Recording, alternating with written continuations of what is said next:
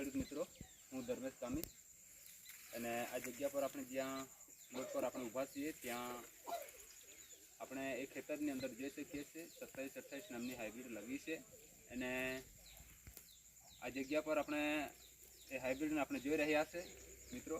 તો આ જગ્યા પર તો આપણે સાથે ફાર્મર પણ છે, તો તેમની સાથે આપણે થોડીક ચર્ચા કરીશું. તો ભાઈશ્રી, આપનું નામ શું છે? દાનિયેલભાઈ કયા ગામની અંદર આવે છે?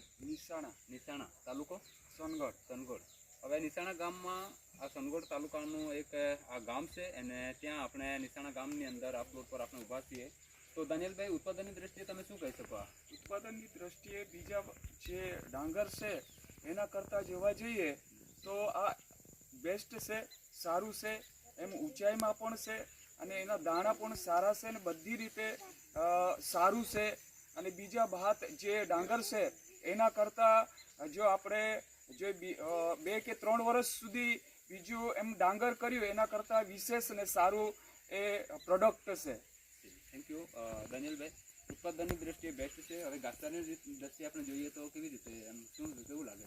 એમ ઘાસચારાના રીતે પણ આપણે જોવા જઈએ તો એમ ઊંચાઈમાં પણ છે અને સારું પણ છે અને ઘાસચારા માટે પણ બેસ્ટ છે. હા, થેન્ક યુ દાનિયેલભાઈ. મિત્રો, તમે શું કહી શકો? પસંદ છે તમને? કઈ વેરાયટી છે? 27-28. કઈ કંપનીની? જેકે 27-28. કઈ વેરાયટી છે? જેકે 27-28 છે. તો મિત્રો, આ જગ્યા પર આપણે પ્લોટને જોઈ રહ્યા છે અને ફાર્મરની સાથે ચર્ચા કરતા તેમને જે ખેતરની અંદર જે માલુમ પડ્યું છે એ પ્રમાણે તેને ખાસું ઉત્પાદન મળી શકે છે તેવું તે અંદાજો